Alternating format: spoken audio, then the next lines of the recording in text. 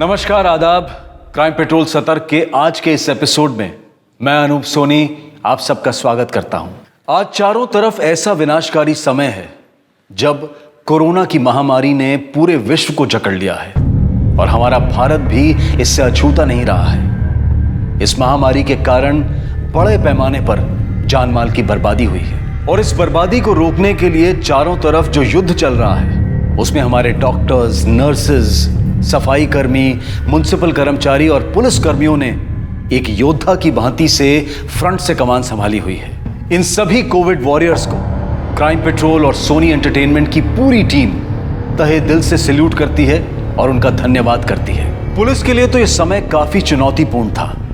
एक तरफ जहां उन पर लॉकडाउन को नियमपूर्ण तरीके से चलाने की जिम्मेदारी थी, तो वहीं दूसरी तरफ अपराध को भी नियंत्रण में रखना था। ऐसे में एक महिला पुलिस कर्मचारी जो कि कोरोना में लॉकडाउन के समय ड्यूटी पर थी, उसका मर्डर हो जाना एक बहुत ही चौंकाने वाली बात थी। कौन थी ये युवा महिला पुलिसकर्मी और लॉकडाउन के दौरान क्यों और कैसे हुई उसकी हत्या?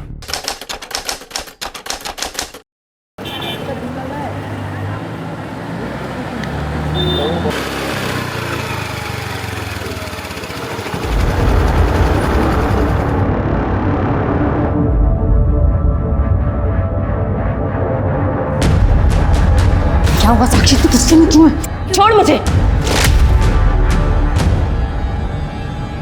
वहां पर काम करने वाले सभी मर्दों की ना आज तो मैं बर्दाश्त की हद हो चुकी है। कंप्लेंट करके रहूंगी। पागल हो गई क्या? धीरे बोल। क्यों बोलूं धीरे? डरती हूँ किसी से? तुम सब जितने भी सीनियर जूनियर यहाँ पर काम करते हैं ना, तुम सबको वार्न कर रही हूँ मैं। अगर मेरे साथ किसी ने भी बदतमीजी करने की कोशिश की या इज्जत पर हाथ डालने की कोशिश की ना, तो कंप्लेंट करूंगी। और जब डिपार्टमेंटल इंक्वायरी होगी ना और नौकरी जाएगी, तब फैमिली पूछेगी क्या हुआ, तब समझ में आएगा कि साथ में काम करने वाली महिलाओं के साथ कैसे बर्ताव करना चाहिए।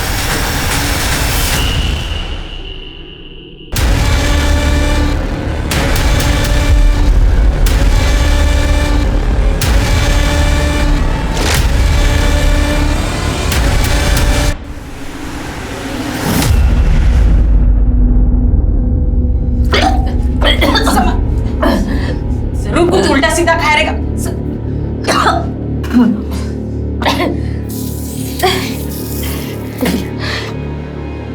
बाहर बैठ, संभल के। अच्छा, कितनी बार तुझे समझाया पुलिस की ड्यूटी में बाहर का मत खाया कर, लेकिन तू है कि सुनती ही नहीं है। बैठ यहाँ पे। ए सुनील देख, तेरे ताई को उल्टी हो रही है। जा जाकर मेडिकल से दवाई लिया, जा जल्दी। अरे बेटा क्या है, जाकर दवाई लिया। अरे आई, पुलिस वाले इतना लोगों का पैसा खाते हैं, हजम कैसे होगा इनको? हाँ, तुझे शर्म नहीं आती? हाँ,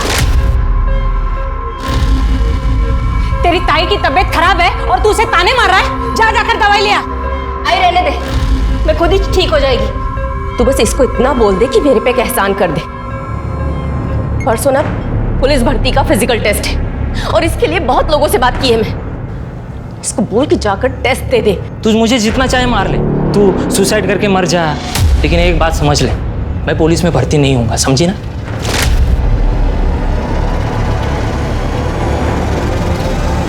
सुनील,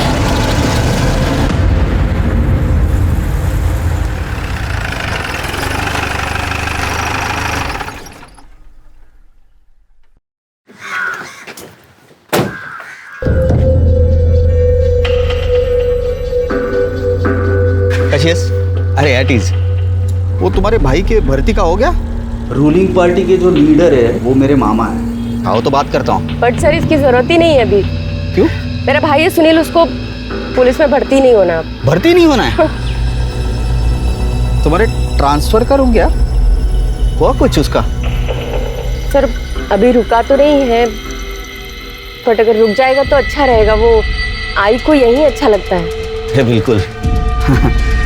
शाम को क्वार्टर्स पे आ जाओ, डिस्कस करते हैं। स्ट्रैटेजी बनानी पड़ेगी वरना रुकेगी नहीं ट्रांसफर। Okay sir.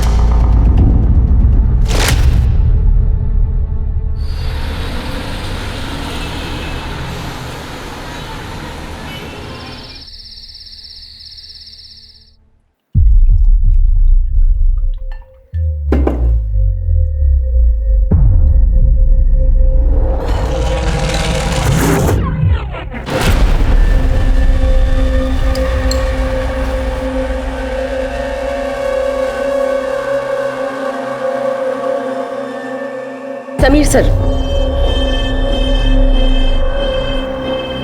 पहले ना मुझे अपने रिलेशनशिप का स्टेटस जानना है। क्या क्या स्टेटस साक्षी? पहले मुझे बताओ कि हम शादी कब कर रहे हैं। अरे तुम्हारी मैंने ट्रांसफर रुकवा दी ना, तो चंद दिनों की बात है, जल्दी शादी कर लेंगे। Yes yes yes. पहले शादी।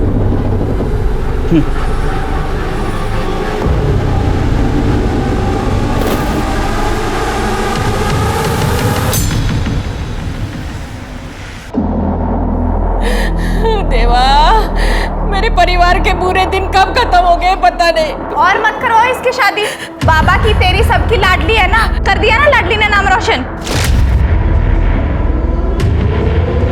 वो तो अच्छा हुआ मेरी नजर पड़ गई रिपोर्ट पर। तू शादी क्यों नहीं कर लेती उसके साथ? किसका बच्चा है ये? बोल ना, किसका बच्चा है?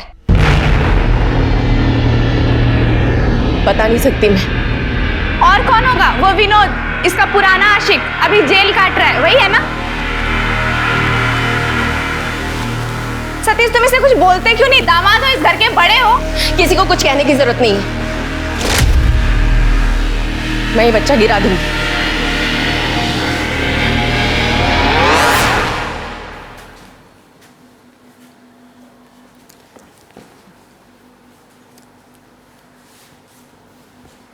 हाँ मैडम, किससे मिलना है?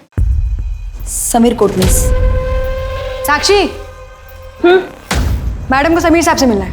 आइए मैडम। जी बोलिए ना मैम, कुछ प्रॉब्लम है? कुछ गलत हुआ आपके साथ? जी नहीं, मेरे साथ कुछ गलत नहीं हुआ। समीर फोन नहीं उठा रहे हैं। वो मेरे हस्बैंड है।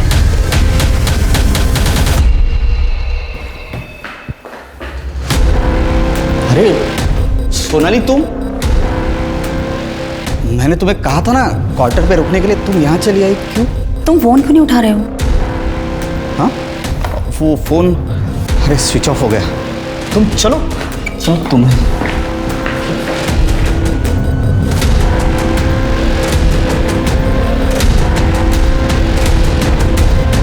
मैं तुम्हें बताने ही वाला था। क्या बताने वाले थे तुम मुझे? मेरी और सोनाली की बिल्कुल बनती नहीं है। आई बाबा के कहने पे जबरदस्ती शादी करनी पड़ी मुझे। मैं उसे तलाक देके मैं शादी करने वाला था तुमसे। झूठ बोल रहे हो तुम। स्कूल कॉलेज की लड़की समझ रखा है क्या? जितना घुमाना था ना तुमको, उतना घुमा चुके हो। अब देखो मैं तुम्हारी कैसे बैंड बजाती हूँ। मैं तुम्हारी कसम खाता हूँ, मैं सिर्फ तुमसे प्यार करता हूँ और तुमसे शादी करना चाहता हूँ। आईची शपथ।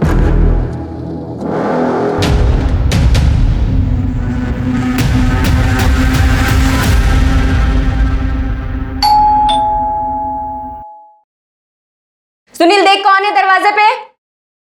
हाँ ठीक है।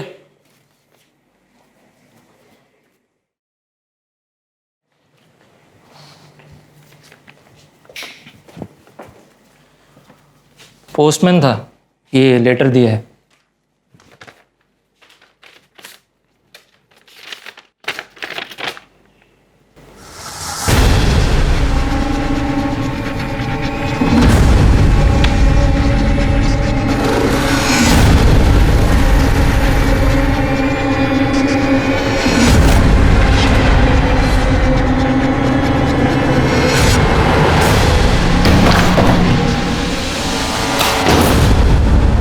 चंद्रपुर, नक्सलाइट एरिया, वहां मेरा ट्रांसफर हुआ है। तुम आवाज धीरे रखो और सीनियर से बात कर रही हो तुम। और वैसे भी तुम मुझसे में बहुत अच्छी दिखती।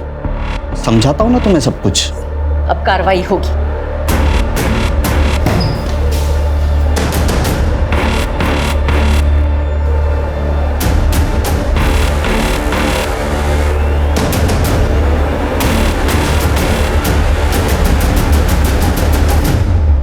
साक्षी बखूबी समझ गई थी कि उसके सीनियर ऑफिसर समीर कोटनिस ने उसका इस्तेमाल किया था। साक्षी ने अपनी शख्सियत के मुताबिक एक डिपार्टमेंटल कंप्लेंट फाइल की।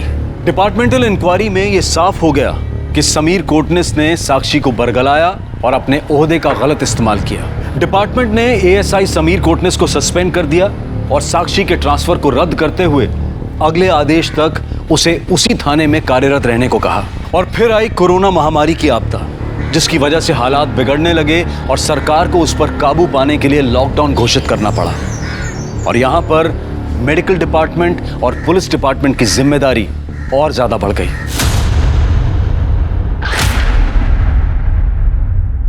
आई निकल रही हूं।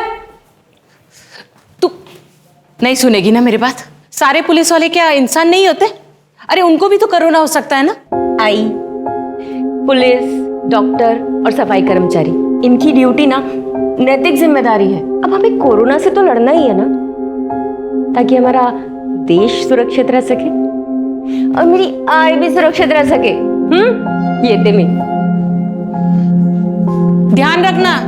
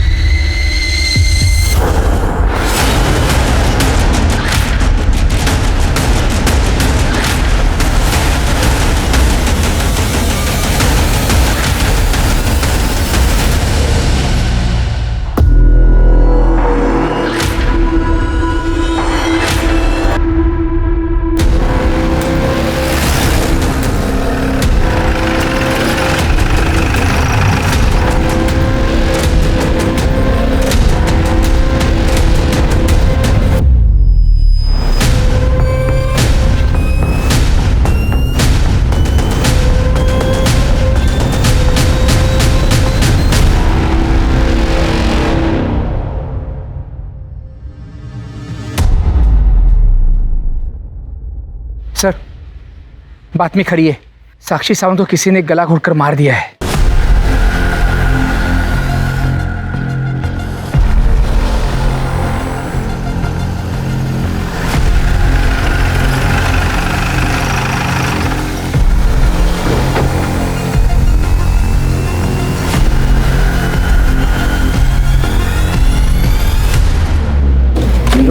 ओ सर, साक्षी सावंत के केस की फाइल।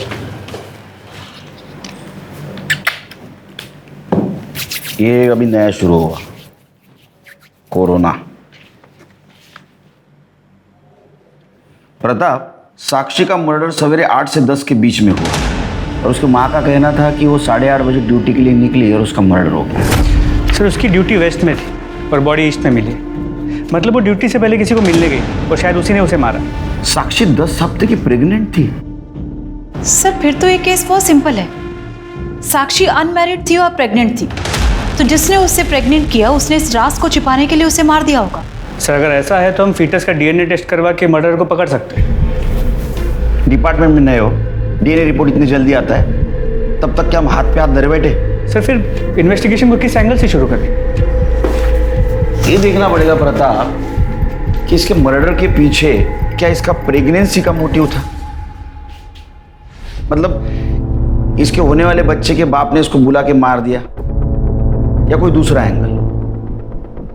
तुम उसके प्रोफेशनल एंगल को चेक करो और तुम उसके पर्सनल एंगल को चेक करो सर। और मर्डर स्पॉट पे कोई सीसीटीवी का वो भी देखो।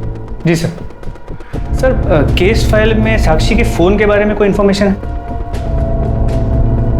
मर्डर स्पॉट पे कोई मोबाइल तो नहीं मिला है।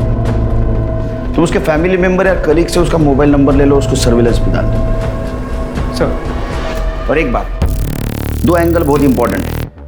नंबर 1, साक्षी पुलिस वाली थी और पुलिस वाली का मर्डर इतने आसानी से कोई नहीं कर सकता।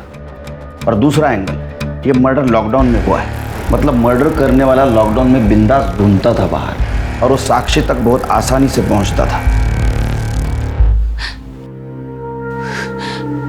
देवा, पुलिस की नजर लगी मेरे परिवार को। पहले मेरे पति को उठा लिया, फिर मेरी बेटी को मुझसे छीन लिया। लाखों में एक थी मेरी बेटी,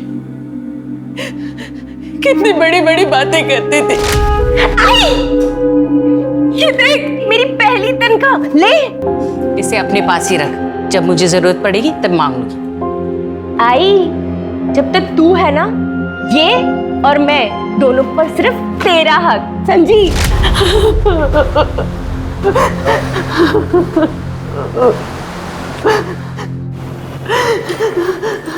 तू कहाँ जा रहा है? दुकान जा रहा हूँ। घर पर बैठकर मातम मनाने से पेट भरता है क्या?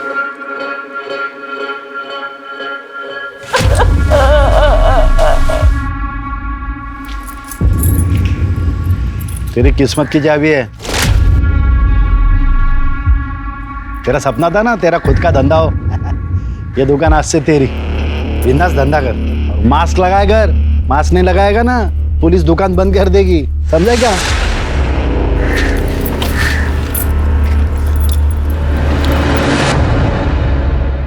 Thank you sir.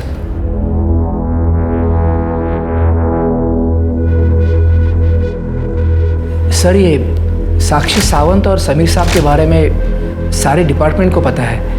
समीर साहब की पहुंच बहुत ऊपर तक है। मुझे लगता है सर समीर साहब ने ही। मतलब तुम्हारा कहना है कि समीर कोटनीस ने साक्षी सावंत का मर्डर किया या करवाया होगा? नक्की नहीं सांगू शकत सर, पर ऐसा लगता है। मुझे नहीं लगता इसमें समीर साहब का कोई हाथ है। साक्षी को तो लगता था हमेशा सारे मर्द उसे ही देखते हैं। एक बार तो उसने पुलिस स्टेशन के बाहर सारे मर्दों को धमकी भी दे दी थी। जितने भी यहाँ पर सीनियर जूनियर पुलिस वाले काम कर रहे हैं ना, तुम सबको वार्न कर रही हूँ मैं। अगर मेरे साथ किसी ने भी बदतमीजी करने की कोशिश की या इज्जत पर हाथ डालने की कोशिश की ना, तो कंप्लेंट करूंगी। तभी तो समीर साहब नवा आए थे। साक्षी तुम्हारी अच्छी दोस्त थी ना? किसने मर्डर किया होगा? सर, विनोद जोग। विनोद जोग। विनोद जोग? ये कौन है? सर, साक्षी का बॉयफ्रेंड। वो दोनों शादी करने वाले थे, पर चोरी के मामले में उन्हें जेल हो गई, तो वो अभी कोरोना की वजह से पैरोल में बाहर है। उसकी फाइल लाओ। हो साहब।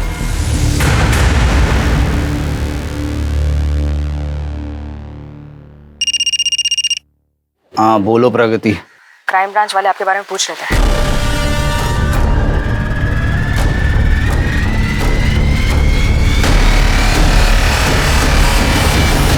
हमसे तो उसने कहा था अबॉर्शन करवा लेगी, नहीं करवाया?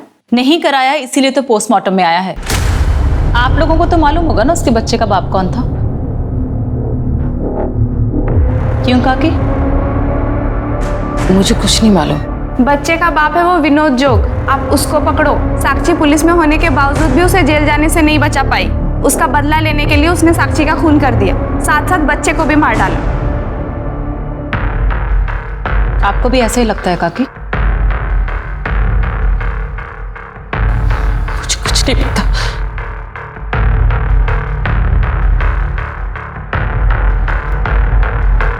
ठीक है, तो अभी मैं चलती हूँ। जरूरत पड़ने पर दोबारा आऊँ। तुम्हारा भाई कहाँ है? उससे मैंने घर से निकलने के लिए मना किया था। उसका कहना मैम, उसने नया नया किराने का दुकान लिया है, इसीलिए उसे वहां जाना पड़ता है। सर, साक्षी का फोन ट्रेस हो गया। गुड। लोकेशन? सर, 1 घंटे पहले तक बड़ौदा था, लेकिन उसके बाद से फोन कंटिन्यूअसली मूव कर रहा है। इसका मतलब उसका फोन कोई यूज नहीं कर रहा है, इसलिए बैटरी बाकी है। सर, कहीं ऐसा तो नहीं कि उसका फोन उसके कातिल के पास है और वो खुद को बचाने के लिए कंटिन्यूअसली मूव कर रहा है?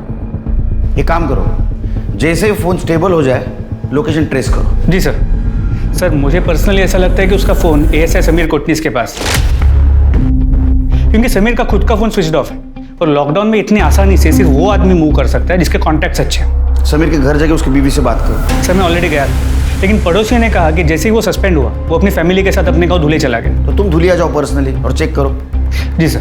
सर, एक और बात, क्राइम स्पॉट के पास एक सीसीटीवी कैमरा मिला है। वो तो बंद रहेगा अभी लॉकडाउन में। नहीं सर, वो चल रहा है। क्या? जी सर, लेकिन सर प्रॉब्लम ये है कि उस दुकान का ओनर अपने गाँव यूपी गया हुआ है। तो उसको फोन करो और चाबी का इंतजाम करो। सर, मैंने ऑलरेडी उससे बात कर ली, लेकिन वो मना कर रहा है। कोर्ट से ऑर्डर लो। जी सर।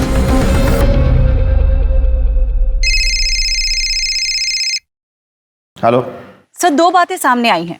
सर, साक्षी सावंत का भाई सुनील सावंत का, सर साक्षी की मौत के बाद उसने एक बड़े से किराने का बिजनेस खोला। सर, कहीं साक्षी की मौत का इसके बिजनेस के साथ कोई कनेक्शन तो नहीं है?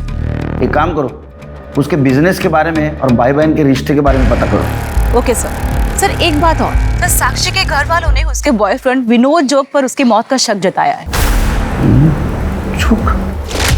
विनोद जोग? ये नाम तो प्रगति देशमुख ने भी लिया था। उसको लेके आओ यहाँ।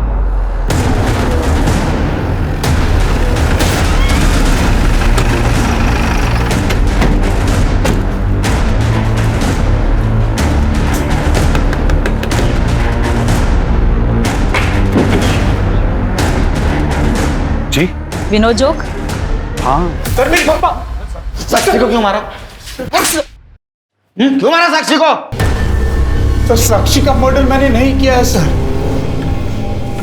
फिर मैं उसको क्यों मारूंगा? मैं तो उसे प्यार करता था। अरे वो तो हम भी जानते हैं, तू उसको प्यार करता था, उससे शादी करना चाहता था। तूने चोरी की थी ना, वो साक्षी को पता चल गया था और साक्षी ने सच्ची पुलिस वाली होने का फर्ज निभाया था, तेरे को माफ नहीं किया। तेरा मेली को हर्ट हो गया, तू पैरोल पे छुट के बाहर आया। तूने साक्षी का मर्डर किया और बदला ले लिया। नहीं सर, मैंने उसका मर्डर नहीं किया सर।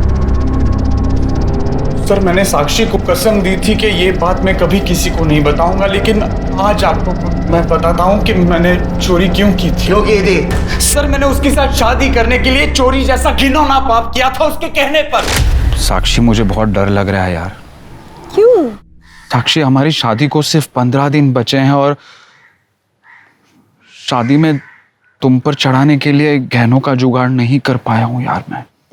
मेरी आई ने एक ही शर्त रखी है कि उनकी बेटी को शादी में 10 तोला सोना चढ़ा। अब अगर तूने वो नहीं किया तो आई को कैसे भरोसा होगा कि तुम शादी के बाद मेरा ख्याल रख पाओगे?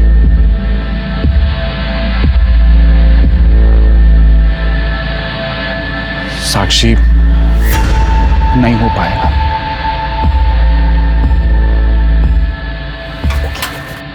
एक आइडिया है विनोद। क्या?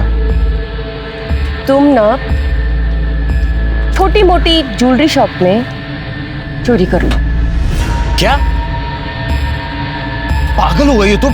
अरे कैसी? अरे किसी ने पकड़ लिया तो मैं पुलिस वाली किस काम की? मैं हूं ना। शर्म नहीं आती तेरे को? हाँ, मरे हुए इंसान के बारे में कहानी सुनाता है? नहीं सर। अब ये भी बोलेगा तू उसके पेट में जो बच्चा था वो तेरा नहीं था? अच्छा सर, वो मेरा बच्चा नहीं था सर, हमारे शारीरिक संबंध थे ही नहीं। वो तो डीएनए टेस्ट से पता चल जाएगा। क्या सच है क्या झूठ है, इसको डीएनए टेस्ट के लिए लेके जाओ। मेरी बात सुनिए प्लीज। और साक्षी के फिटनेस से इसका डीएनए मैच करके देखो, सब पता चल जाएगा। सर मेरी बात सुनिए sir. Sir please sir. Sir sir Sakshi का मर्डर मैंने नहीं किया है, ना ही मैं उसके बच्चे का बाप हूँ सर। सर, रिकॉर्ड्स के मुताबिक विनोद को जेल 20 दिसंबर को हुई थी और मौत के समय साक्षी 10 हफ्ते की प्रेग्नेंट थी सर। सर, ऐसे में वो बच्चा विनोद का तो नहीं हो सकता। नहीं, वो कैलकुलेशन तो मैंने भी किया, लेकिन इसका मतलब ये नहीं कि विनोद कातिल नहीं है। ऐसा हो सकता है बच्चे का बाप कोई और हो और कातिल कोई और। Right sir. सर, इसका मतलब साक्षी के मर्डर का मोटिव वो बच्चा नहीं कुछ और हो सकता है। जब विनोद के कॉल डिटेल्स का क्या हो? सर, वो आने लगा। और साक्षी के कॉल डिटेल्स? सर, वो भी।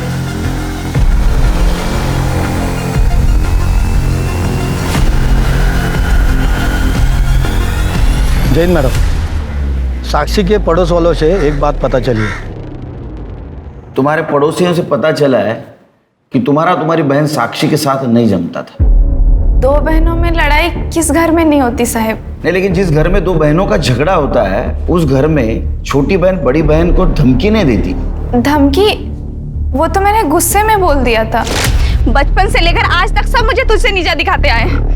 हमेशा सब कहते थे तू गोरी है और मैं काली, तू पढ़ने में फर्स्ट आती है और मैं तो फेल ही हो जाती हूँ। बाबा की तो तू लाडली थी और पुलिस में नौकरी मिलने के बाद तू आई की भी लाडली हो गई। तू पागल हो गई है मंदा। ये क्या बकवास किया जा रही है तू? हाई बाबा के लिए ना बचपन से तू, सुनील और मैं तीनों ही एक बराबर थे। ताई, तेरी ये चिकनी चुपड़ी बातें ना रहने दे।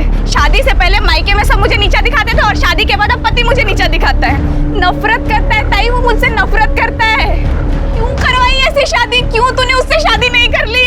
तेरी शादी नहीं हो रही थी मंदा, आई ने मजबूरी में मेरी फोटो भेजी और शादी तेरी करा दी। रोज वो मुझे नोचता है ताई और कहता है कि मुझे पत्नी नहीं मानता। उससे मेरी शादी धोखे से हुई थी। तेरी वजह से मेरी जिंदगी बर्बाद हुई है।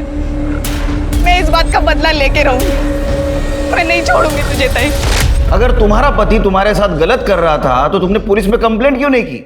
पुलिस कंप्लेंट का क्या फायदा साहब?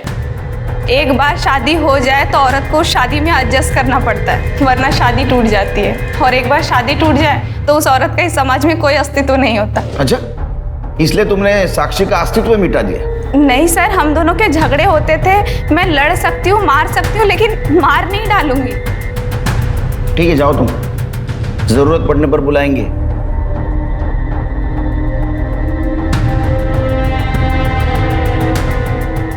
इसका मोबाइल लोकेशन निकलवाओ। इसका भाई सुनील, उसका क्या हुआ?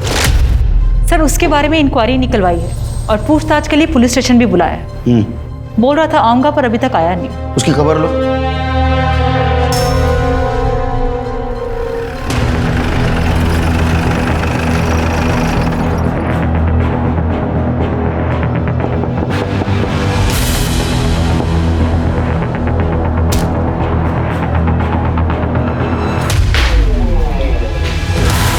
Sameer,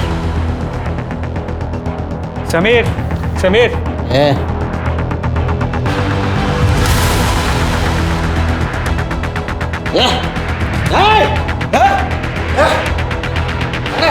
crime branch.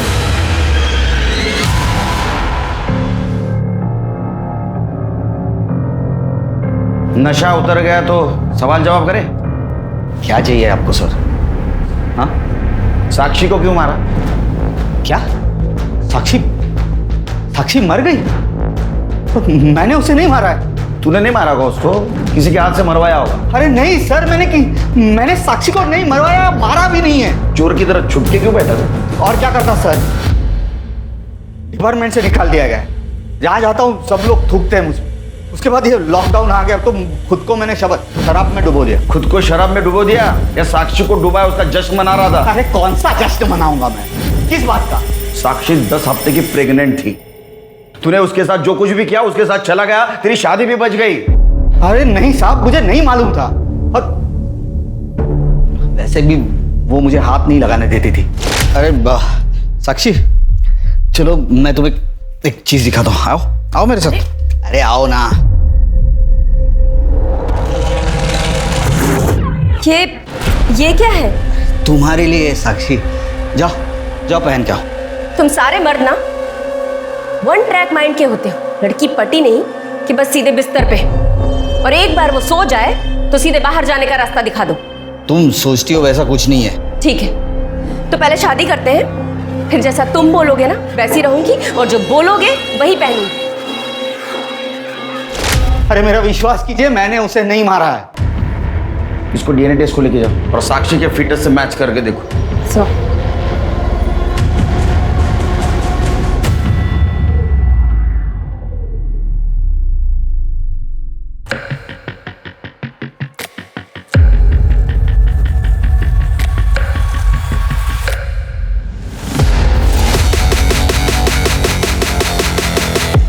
इसके मोबाइल लोकेशन और कॉल डिटेल्स निकलवाओ। जी सर। साक्षी का मोबाइल इसके पास नहीं मिला, उसका लोकेशन ट्रेस किया? सर साक्षी का फोन वापस से पुणे की तरफ मूव हुआ था। हमने घोड़बंदर पे एक टीम को ट्रेस करने के लिए लगाया था, लेकिन इतनी गाड़ियाँ, ट्रक्स और कार्स थे कि वो लोग ट्रेस नहीं कर पाए। अभी का लोकेशन क्या है? सर फिलहाल उसका फोन पुणे से मुंबई की तरफ ट्रैवल हो रहा है। एक टीम को भेजा है उसे ट्रेस करने के लिए। कितना टाइम प्रताप? वो मोबाइल भी चार्ज नहीं हो रहा है, अभी तक वो डिस्चार्ज हो जाएगा, हमारे हाथ से क्यों निकल जाएगा? आई नो सर, हम पूरी कोशिश कर रहे हैं।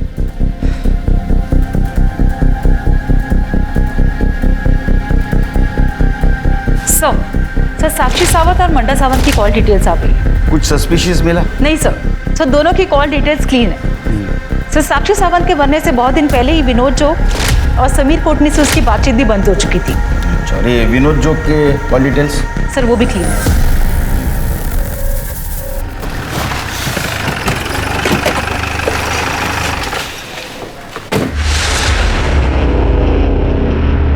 तुझसे मिलने की बहुत कोशिश की, पर तू तो क्राइम ब्रांच वालों से मिलना ही नहीं चाहता। वैसे भी मुझे तुम पुलिस वालों से ना बहुत नफरत है। पहले मेरा बाप मरा पुलिस की नौकरी में, और अब मेरी बहन। तेरी बहन मरी नहीं, उसका मर्डर हुआ है।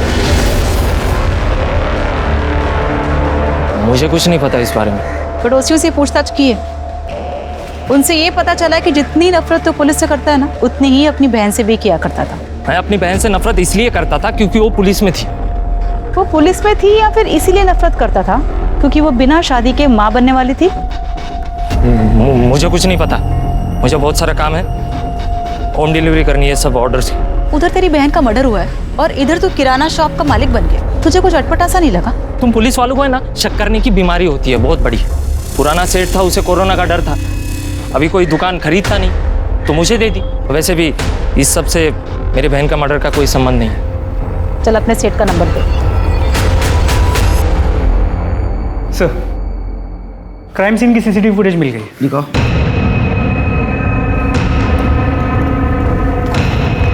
सही देखिए। क्या ये ट्रक है? क्राइम सीन क्या है? सर एक मिनट, मैं थोड़ा फॉरवर्ड कर दूँ।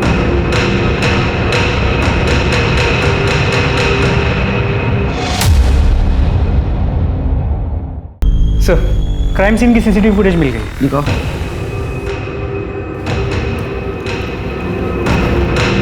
सही देखिए।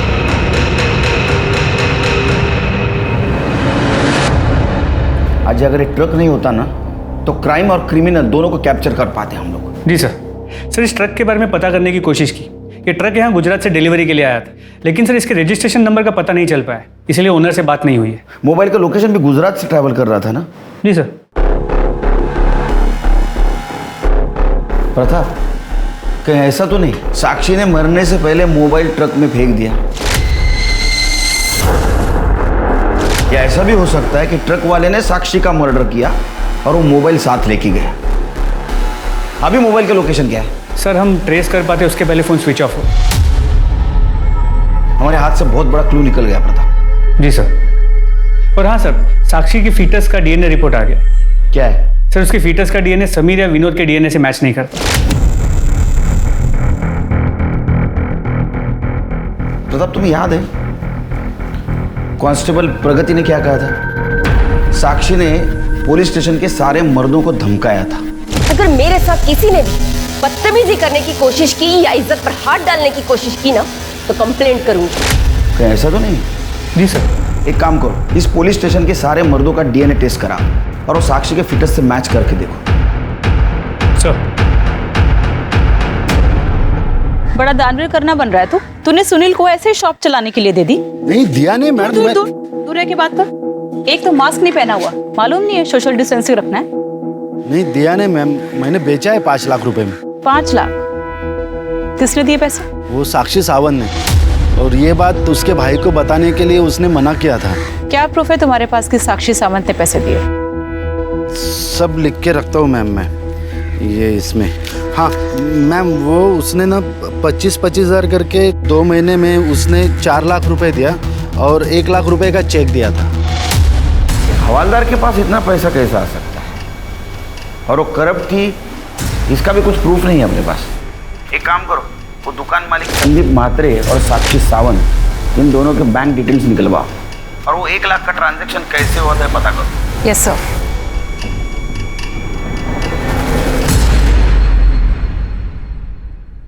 सर संदीप म्हात्रे को 1 लाख रुपए किसी जगदीश पुरोहित के अकाउंट से ट्रांसफर हुए और सर मैंने जब उससे बात की तो उसने डर के फोन कट कर दिया और अभी फोन स्विच ऑफ है। पता करो ये जगदीश पुरोहित का साक्षी के साथ क्या कनेक्शन था और इसका मोबाइल डिटेल भी निकलवाओ। और सर एक और बात, सर मुझे ऐसा लग रहा है कि साक्षी का भाई और उसकी माँ सर कुछ ना कुछ तो छिपा रहे। पुलिस द्वारा कराए गए सभी डीएनए टेस्ट के रिजल्ट एक एक करके सामने आ रहे थे। पुलिस स्टेशन में मौजूद किसी भी पुलिसकर्मी का डीएनए साक्षी सावंत के फीटस के डीएनए से मैच नहीं कर रहा था। फिर पुलिस ने साक्षी सावंत से संबंधित हर पुरुष का डीएनए टेस्ट करवाया और आखिरकार ये बात खुलकर सामने आ गई कि साक्षी किससे प्रेग्नेंट थी। साहब मैं सच बात बताऊं साहब। बहुत होशियारी से छुप के बैठा था ना, अब सच सच बता, साक्षी को तूने उसके होने वाले बच्चे के कारण मारा ना? कसम से साहब, मैंने नहीं मारा साक्षी को। हाँ पर क्या? हाँ पर मैंने धोखे से उसके साथ संबंध बना लिए थे। संबंध क्यों बनाए थे? क्या है ना साहब, मैं हमेशा एक इंटेलिजेंट लड़की के साथ शादी करना चाहता था। जो पढ़ी लिखी हो, काम धंधा करने वाली हो, लेकिन सब मुझे ये लोगों ने साक्षी का फोटो दिखाकर मंदा के साथ शादी करवाई मेरी साहब। और मेरे को बहुत गुस्सा आया था उस बारे में। उसका बदला लेने के लिए मैंने साक्षी के साथ संबंध बनाया साहब।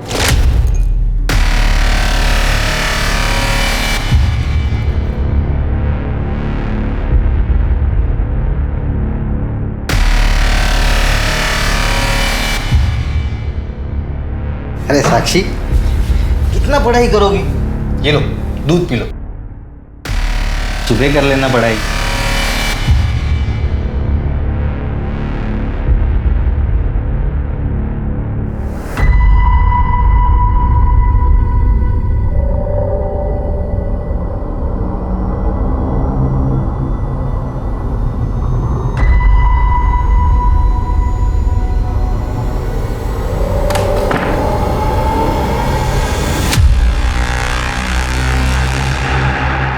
क्या किया तुमने कल रात को मेरे साथ?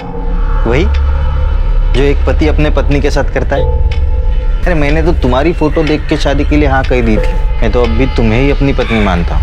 रेप केस में ना 8 साल के लिए अंदर जाओगी। डाल दो अंदर, लेकिन सोच लेना तुम्हारी बहन का क्या होगा। अरे वैसे भी वो तुमसे नफरत करती है, और इसके बाद तुम्हारा चेहरा भी देखिए क्या हो। मैं भी उसके बाद उसको छोड़ दूंगा। कौन करेगा दूसरी शादी तेरे बहन के साथ? चलो दोनों नीचे, नाश्ता लग गया है। मारना मत ना साहब। वो बच्चे की माँ बनने वाली थी, ये राज वो सबको बताने वाली थी, इसलिए तूने उसको मारा। साहब जितना पीटना है उतना पीट लो साहब, लेकिन सच बात बता रहा हूँ साहब, मैंने नहीं मारा साक्षी को साहब। सर एक मिनट। जब तक सच नहीं बोलता तब तक पीटते रहो। साहब मैं सच बात बता रहा हूँ साहब। बोलो।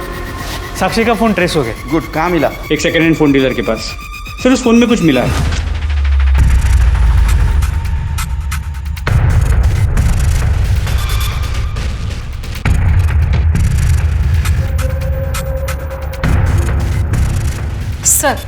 सर जगदीश पुरोहित का पता चल गया है। वो साक्षी सावंत का नहीं बल्कि उसके किसी जानने वाले का रिश्तेदार है। कहीं इस जानने वाले का तो नहीं?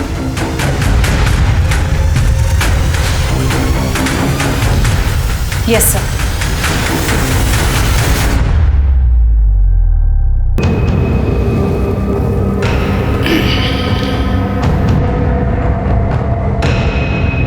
साक्षी का मोबाइल डाटा हमें मिला, और ये भी बात पता चलेगी तुम्हारा रिलेटिव जगदीश पुरोहित, उसके कहने पे तुमने संदीप मात्रे को 1 लाख रुपए ट्रांसफर किए थे। इतना ही नहीं, तुम्हारा मोबाइल लोकेशन ये भी दिखाता है कि वारदात की जगह पे तुम थे। और एक खास बात, वो रस्सी, जिस रस्सी से तुमने साक्षी का गला घोट के उसे मारा था, वो रस्सी हमें तुम्हारे घर से मिली है। तो अब ये सब क्लियर है कि साक्षी का मर्डर तुमने ही किया था। कबूल कर लो।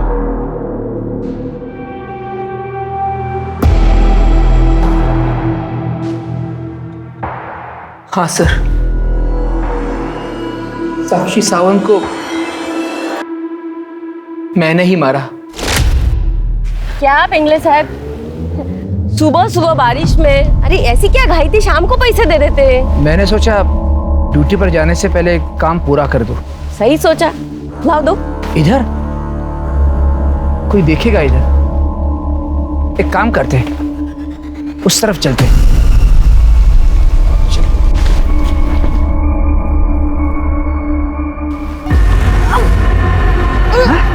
ब्लैकमेल करेगी? बता तेरा मोबाइल किधर है, बता। मेरा स्कूटी में पर्स में पड़ा है। तो मैं बाद में ले लूंगा, पहले मैं तुझसे निकल।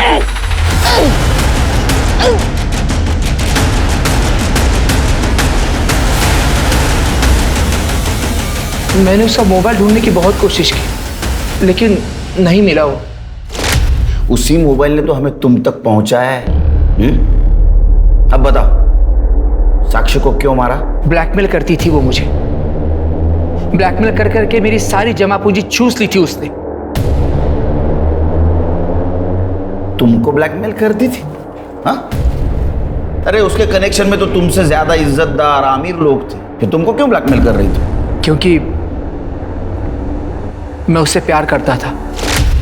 हाय, तुम्हारे हाथ कितने मुलायम है साक्षी, लगते नहीं कि ये हाथ किसी पुलिस वाली के हैं।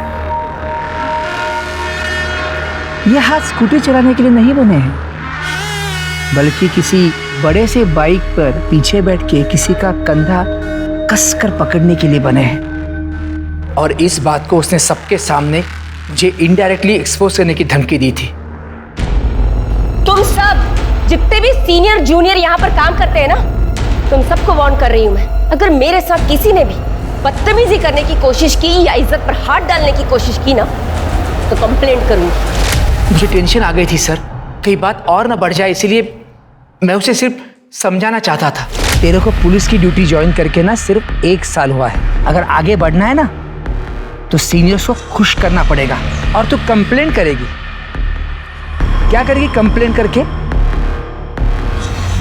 चल अब गुस्सा थूक दे और बता, रात को आएगी क्या मेरे कमरे में? तेरी तो कंप्लेंट भी नहीं करूंगी, तुझे तो मैं यूं ही निपट लूंगी, समझा बुड्ढे? पहली बार किसी ने थप्पड़ मारा था मुझे और ना बोला था, और जब कोई औरत ना बोलती है ना तो उसे पाने की तलब और भी बढ़ जाती है। कोरोना में हम सबकी ड्यूटी कंटेनमेंट जोन के बाहर लगी थी। लेडी कांस्टेबल्स पास वाली सरकारी ऑफिस का वॉशरूम इस्तेमाल करती थी।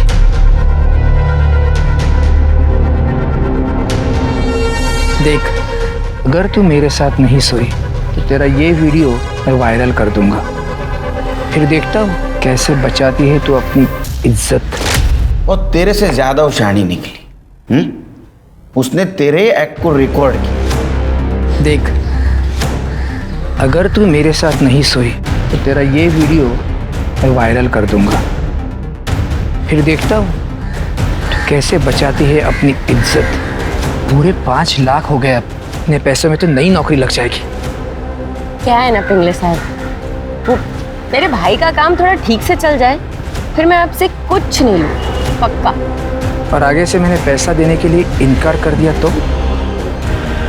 आपको पता है ना, आपके पास कोई ऑप्शन नहीं है। आपकी नौकरी, आपकी इज्जत, आपकी फैमिली, आपके पास ना आत्महत्या करने के सिवाय कोई चारा नहीं बचेगा। और फिर तुमने साक्षी को मार कर वो मोबाइल हथियाने की कोशिश की, लेकिन वो मोबाइल हमारे हाथ लग गया। अब वही मोबाइल तुझे जेल के सलाखों के पीछे भेजेगा, और वही मोबाइल तेरी इज्जत का पंचनामा करेगा। साक्षी सावंत वैसे तो एक निष्ठावान पुलिसकर्मी थी, लेकिन उसका परिवार उसकी सबसे बड़ी कमजोरी थी। साक्षी की बहन मंदा की धोखे से सतीश से शादी करना इस जुर्म की सबसे पहली दस्तक थी, जिसे साक्षी ने एक पुलिसकर्मी होते हुए भी दरकिनार किया। फिर मधुकर पिंगले का साक्षी को ब्लैकमेल करना, और फिर साक्षी द्वारा मधुकर की ट्रिक को उसी पर अपनाना बिल्कुल सही नहीं था। महामारी के इस समय में सरकार द्वारा निर्देशित नियमों का पालन करें और कोरोना के खिलाफ चल रही इस जंग में सरकार और कोविड वॉरियर्स की मदद करें। गलत रास्ते पर चलकर सही मंजिल को पाना नामुमकिन है, और यही इस केस का सबक है। अब मैं अनूप सोनी आपसे विदा लेता हूं, फिर मुलाकात होगी क्राइम पेट्रोल सतर्क में एक और नए केस के साथ। तब तक अपना ख्याल रखें, सतर्क रहें, सुरक्षित रहें। जय हिंद।